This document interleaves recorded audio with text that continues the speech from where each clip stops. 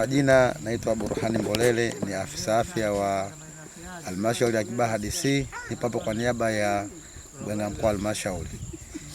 Leo tarehe 12 ya mwezi wa 8 2026 tumefanikiwa kufanya zoezi la kuhamisha miili ya marehemu katika kitongoji cha Mkino, kata ya Kikongo, ambayo ilikuwa jumla ya miili iko 8. Tumefanikiwa kuhamisha yote na wananchi wote wameshirikishwa kuanzia ngazi ya kijiji mpaka kata.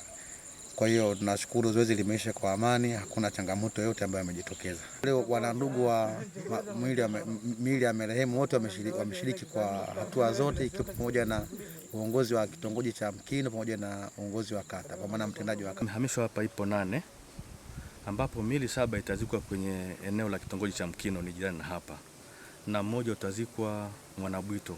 Hii ni kwa ridhaa ya wanafamilia ambao wameamua kwamba wakahifadhi miili ya mpendwa wao sehemu ambao wanaoishi.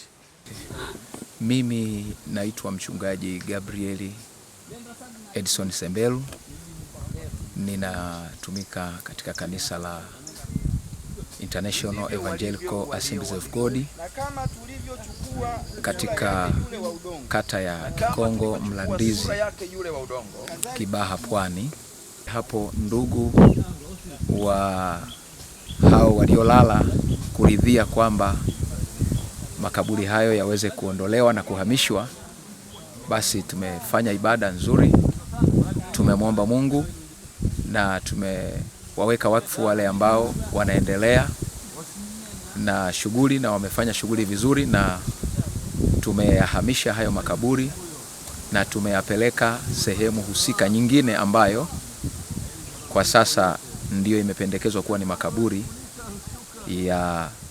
ya wananchi wote ama ya serikali, na makaburi hayo yamehamishwa na eneo hilo sasa liko tayari kwa ajili ya uwekezaji, na watumishi ambao wamekuja tumeshirikiana vyema kwa busara na hekima ambayo wameifanya ya kuhamisha miili au mabaki ya hawa ndugu.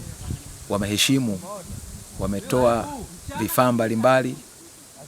Kwa kweli mimi kama sehemu ya jamii na sehemu ya wananchi wa kata ya Kikongo ninasema, mkurugenzi, Mungu akubariki sana, pamoja na ofisi yako kwa hekima kubwa ambayo mmeionyesha. Mimi kwa jina naitwa Maumbi Sambweti, ni mkasi wa Mkino. Fukua makaburi tunahamishia sehemu nyingine, lakini pia mimi nitashukuru serikali.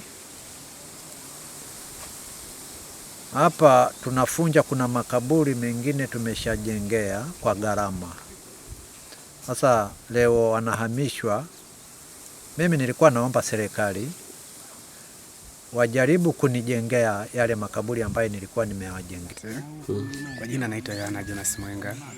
Nimekuja hapa sehemu ya makaburi kuridhia na serikali kwamba leo wanahamisha makaburi hapa. Kuna ndugu yangu anaitwa Richard Milanzi. Kutoka kitongoji cha Mkino, kwa majina naitwa Shabani Idingozi. Kwanza nishukuru serikali ya Jamhuri ya Muungano wa Tanzania chini ya Mheshimiwa Rais Mama Samia Suluhu Hassan. Pia kusimamia uongozi wangu wote chini ya Mama Samia, kwa mkoa, mkuu wa wilaya, mkurugenzi wa wilaya Kibaha.